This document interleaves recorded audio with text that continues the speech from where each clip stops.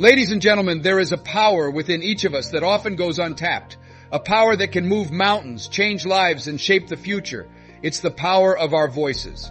Today, I urge you to raise your voices, to speak your truth, and to make a difference. In a world where noise often drowns out the important messages, your voice matters more than ever. I remember a time when I felt silenced, when my thoughts and dreams seemed insignificant. But I discovered that when I spoke up, when I raised my voice, I not only transformed my own life, but also inspired those around me.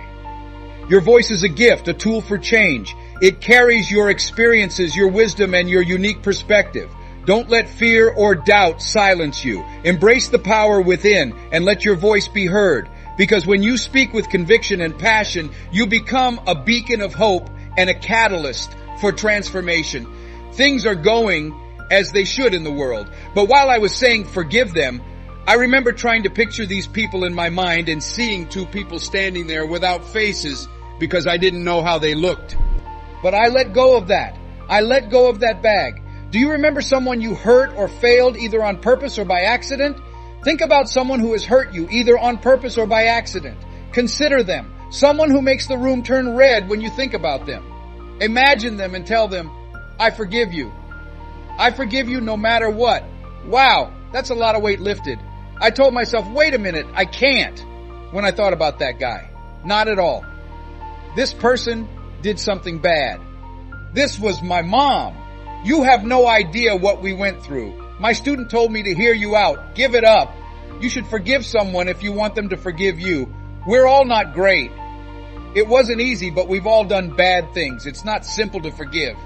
Do I have it right? It's tough. You can see that everyone wants to forgive. People say, I forget, but I forgive. Let it go now so you can grow. Let's show someone how to do this. Put it up on this side. Yes, show this is how you do it.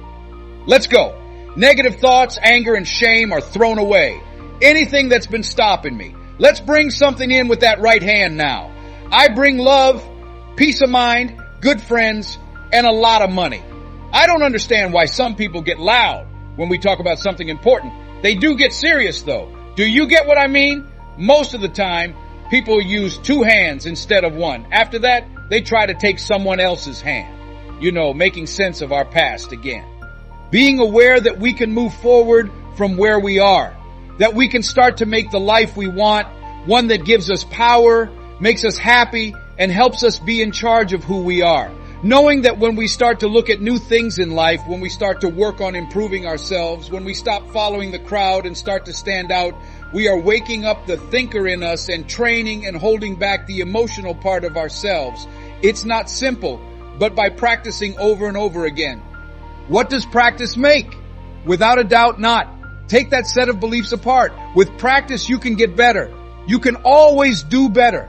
No matter what you've done, you can always do more. You'll never reach a state of perfection. You are bigger than what you do. That's why all you want are new breakthroughs. To get better by practicing over and over. You'll keep getting better. There are still some things that will happen to you that you didn't see coming. You will fall but not be knocked out. You'll be able to stand up again and be on the ropes. When you work on yourself, though, you get better quickly. Of course, read inspiring books and listen to tapes that get you motivated and keep you motivated. People who will give you strength. There are people in your life who can help you feel good about who you are as you change it. Life is really lovely. Someone gave me a book called What is Life? Today, I'd like to give it to you. To sum up, getting fixed means you will start living your life on your own terms instead of just going through each day without thinking about it. That you know you're being aroused and you're looking forward to the future. You believe you have a special power and you know things will get better for you. You can handle this, and crying is okay sometimes. Life will knock you down sometimes, but the pain makes room in your heart for joy. Someone said, I love this about life. It's like an onion, it says. Step by step, you have to peel it off, and sometimes it makes you cry. This author said about life, life is a challenge, meet it. Life is a gift, accept it. A life is an adventure, so go for it. Life is a tragedy that you have to face, a job that you have to carry out, a game that you have to play, a mystery that you have to figure out, and a song that you have to sing. If life gives you a chance, seize it. If it gives you a trip, finish it. If it makes you a promise, keep it. Life is beautiful, praise it. Life is a battle, so fight it. Life is a goal, so reach it. Life is a puzzle that you have to figure out. Isn't that beautiful? That's great. Remember something I heard in high school? It's named Today I Met a Man. At first I thought he was Irish because of the way he talks. A kindness and concern that warms you all the way through. Then I realized, no, he's not. He is a real Jew. His eyes were so deep and dark they spoke like prayer eyes. Like Peter's or Emmanuel's, for example. He stood there with a calm beauty. He was so tall and skinny. I knew he wasn't Jewish at all and was English. Still, he had very fair skin. He might be a Viking like those who throw their ships into the sea. His hair was dark from the mist of India and Japan, and China was kind to him and respected him. There was a man I met today who was very fair. He was really God's child. He came from everywhere. This is Mamie Brown's little boy singing. It has been a pleasure that made me plumb happy. That is what I want to talk about. Putting together a new story. So you've talked about people's little voices and how they need to find quiet places to listen to them.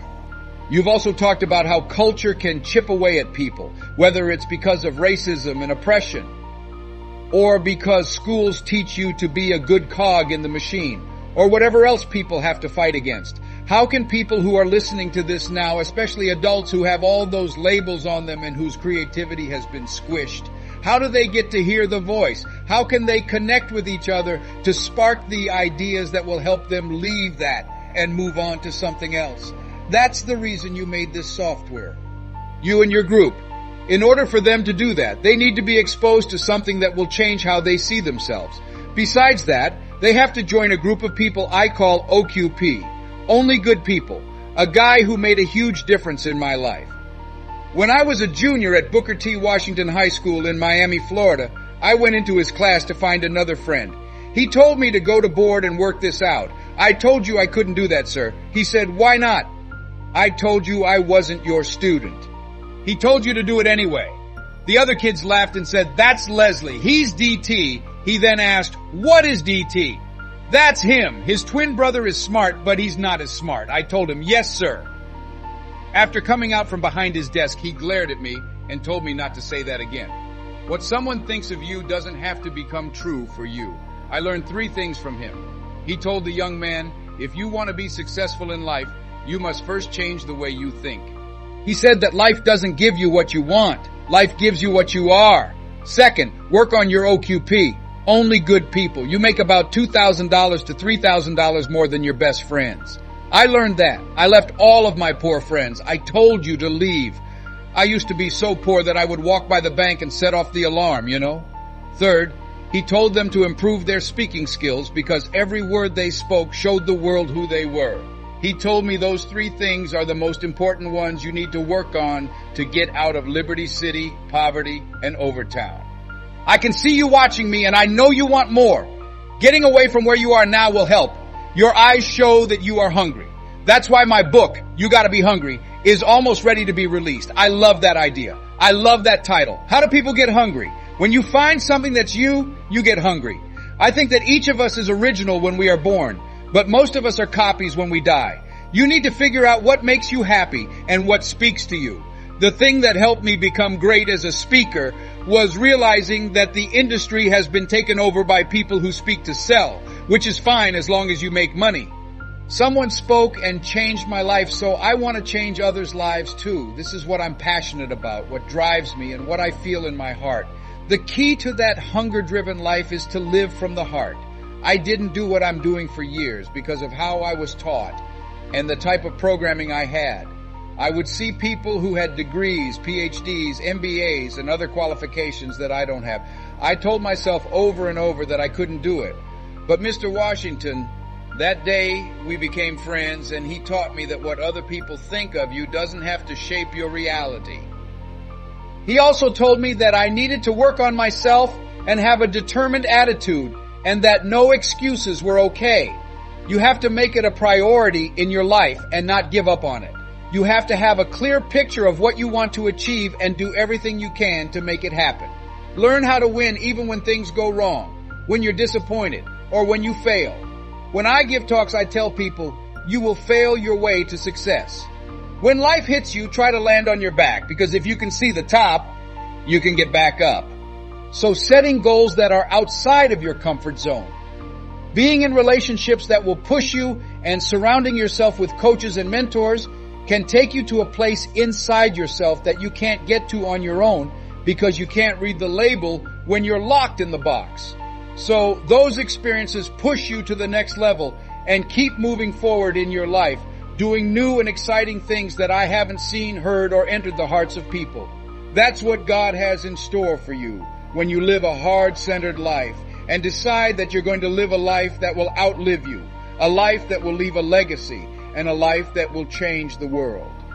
Horace Mann said that we should feel ashamed to die until we've done something really important for people. So my goal is to make a big difference in the world. I have 10 kids, 5 boys, and 5 girls. The people who came up with the beat method are being sued by me. The beat method doesn't work. I know how to use beats, but that doesn't work, okay? I also have 15 grandkids and 4 great-grandsons. So every morning when I wake up, I think about what I can do to make a difference in someone's life.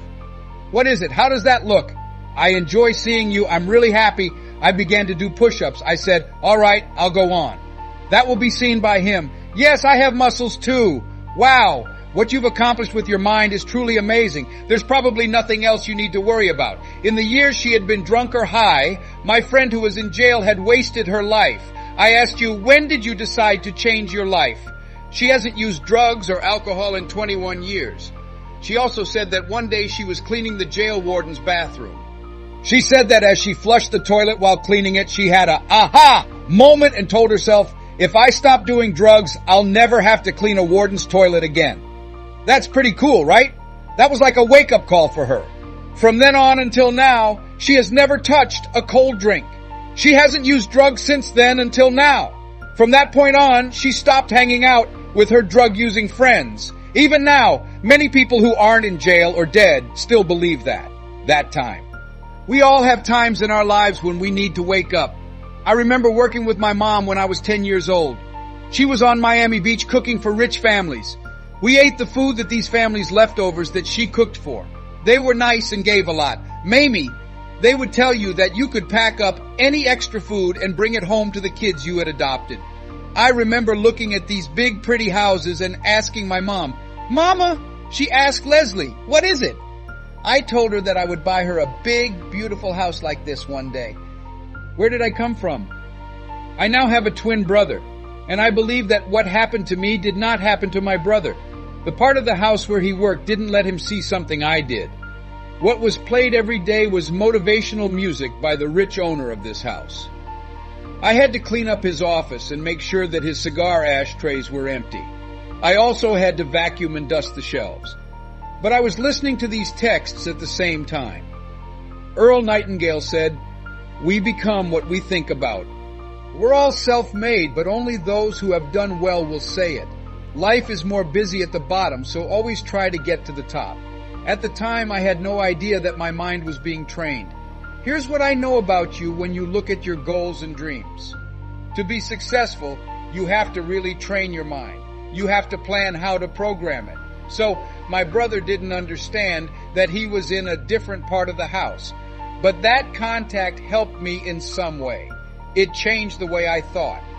And I can tell you that if you take the time every day, even if it's just for an hour, listen to things that will make you feel better. Listen to things that will make your faith stronger. You should listen to things that will help your mind grow. Based on my own experience, I can tell you that you can do things you don't even know about. Never underestimate the impact of your voice. When you raise it, you give others the courage to do the same. Your voice can challenge the status quo, inspire action, and create a ripple effect that reaches far beyond what you can imagine. So stand tall, be bold, and speak your truth. Raise your voices for justice, for change, for the dreams that burn within you. The world needs your voice, and your time to be heard is now. Together, let's create a chorus of voices that echoes through the ages, leaving an indelible mark on the world. Raise your voices and let your words shape the future.